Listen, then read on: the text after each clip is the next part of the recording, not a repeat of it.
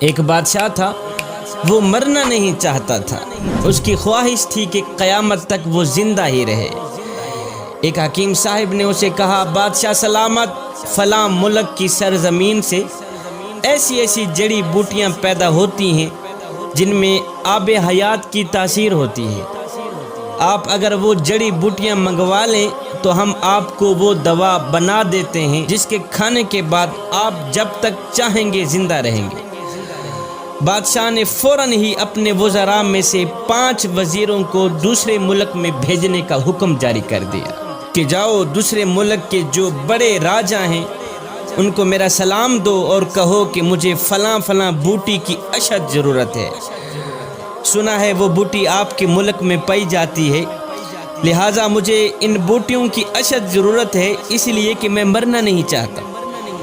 خیر 5 وزیر دوسرے ملک میں پہنچے، راجہ صاحب کو سلام دیا، پیغام سنایا۔ جیسے ہی راجہ صاحب نے سنا کہ بادشاہ مرنا نہیں چاہتا تو راجہ صاحب نے کہہ لگانی شروع کر دی، ہنسنا شروع کر دی۔ ہنسنے کے بعد راجہ صاحب نے فوراً ہی سپاہی بلوائے، ان سب کو گرفتار کرا دیا۔ ان 5 وزیروں کو گرفتار کرا دیا۔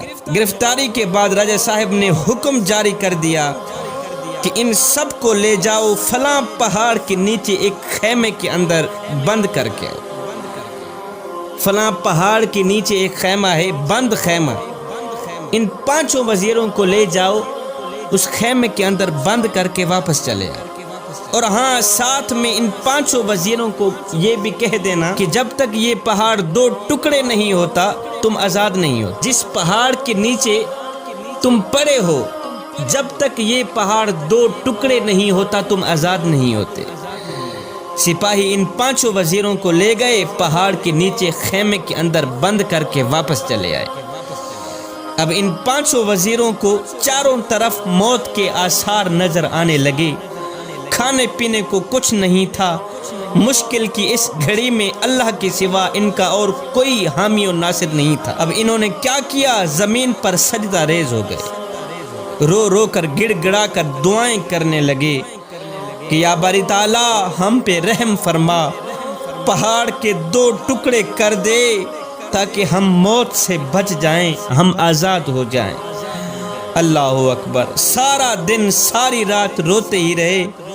ان کے دن رات رونے کے بعد میرے اللہ کی رحمت جوش میں آئی، میرے اللہ نے ان پر رحم فرمایا، ان کی دعا قبول ہوئی۔ ایک دم زمین ہلنے لگی، زلزلہ آیا، پہاڑ جڑوں سے ہلنے لگا اور پہاڑ کے 2 ٹکڑے ہو گئے۔ اللہ اکبر۔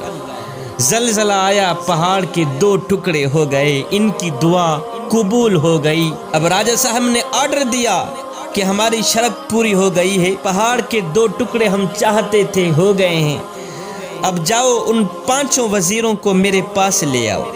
سپاہی گئے، لے آئے۔ جب وہ سامنے آئے تو راجہ صاحب نے کہا، بھائی اب تم واپس اپنے ملک میں جاؤ، اپنے بادشاہ کو یہ سارا واقعہ سنانا، جو کچھ آپ لوگوں کے ساتھ ہوا ہے، یہ ساری کہانی اپنے بادشاہ کے آگے پیش کر دینا، آخر میں بادشاہ کو میرا ایک پیغام بھی سنا دینا۔